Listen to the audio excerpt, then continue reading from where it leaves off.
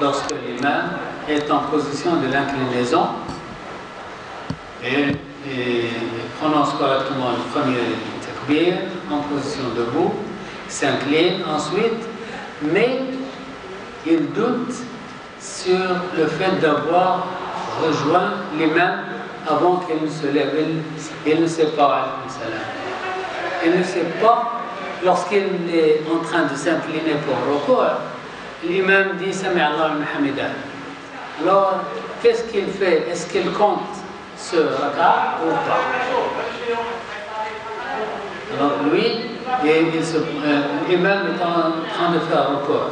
Lui, il arrive et dit Takbirat al-Ihram, et puis il se penche pour faire le ruku', et l'imam dit Sami Allahu liman hamidah. Alors, si le retardataire touche les jambes avant que l'imam dit Sami Allahu liman hamidah, il compte ce raka'.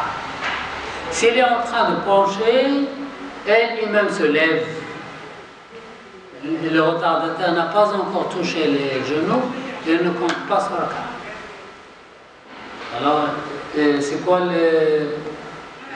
la chose qui exige raka'? C'est toucher les genoux.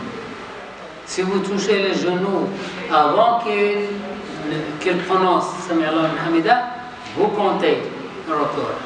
Si lui, il prononce Sami Allahu liman hamidah avant de toucher les genoux, alors il ne faut pas compter.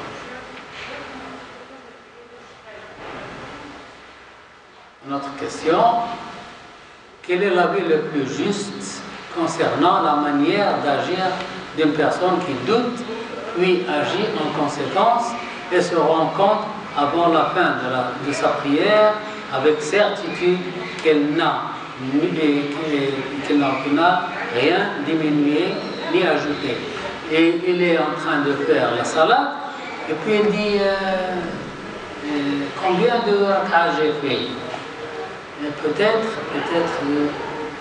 je ne sais pas si 2 ou 3. Alors je dis que c'est 2. Et puis à la fin de la salade, il dit non, j'ai fait 3 raka', je suis sûr, parce que il y a des indices qui me montrent que j'ai fait 3 raka'. Alors il est sûr à la fin de la salade.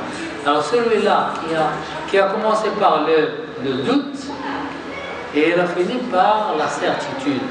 Est-ce qu'il fait des consternations de l'oubli ou non? La réponse, le Cheikh Ibn Uthaymin fait prévaloir l'avis selon lequel la personne en question effectue quand même 2 prosternations.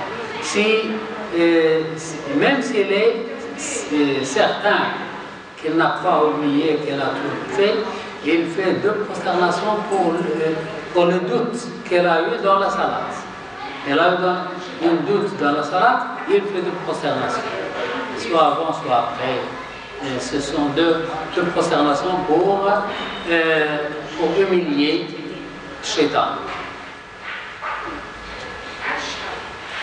Alors il sait qu'il n'y a pas d'oubli, il est certain. Mais il a eu une doute pendant la salade. Alors, il fait 2 prosternations pour ces doutes, pour humilier Shaitan.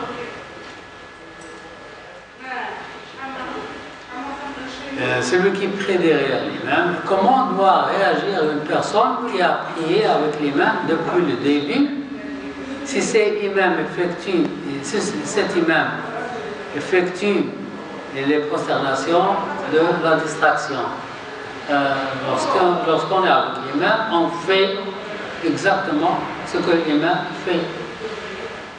Le fidèle accomplira les prosternations de la distraction avec l'imam, car ce dernier a été placé afin d'être suivi. Alors, puisque vous êtes avec l'imam, vous faites exactement ce qu'il fait.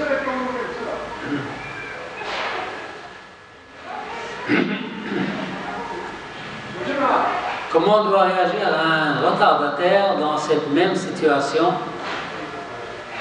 Un retardataire qui suit l'imam, et l'imam a un cas d'oubli. deux cas de figure se présentent à lui.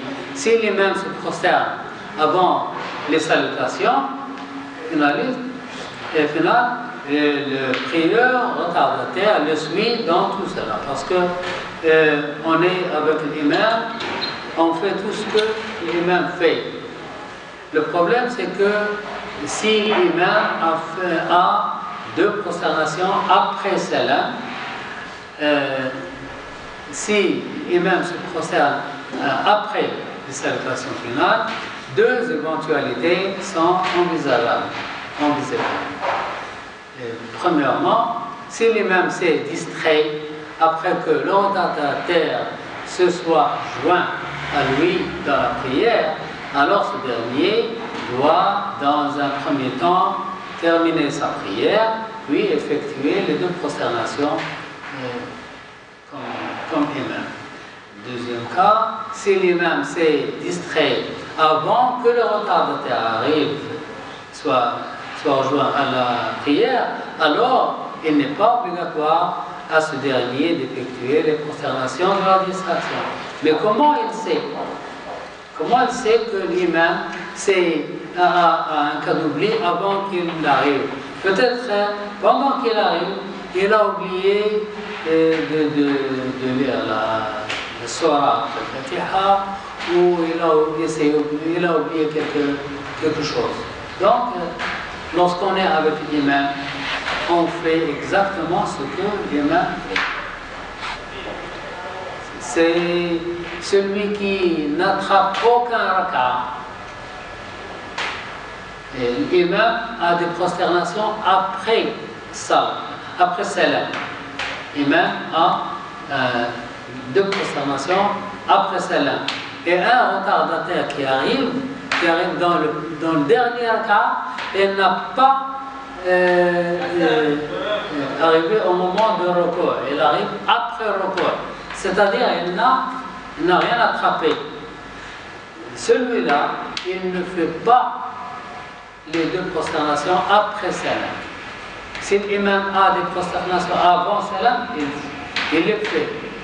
Mais s'il a des prosternations après salam, le retardataire ne les fait pas parce que lui, il commence du début, il commence de zéro. Donc, il ne fait pas de prosternation après salam.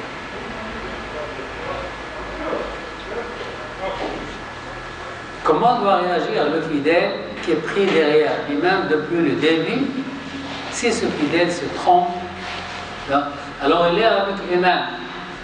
Et lui, il se trompe. Peut-être il n'a pas lu le Fatiha, il n'a pas dit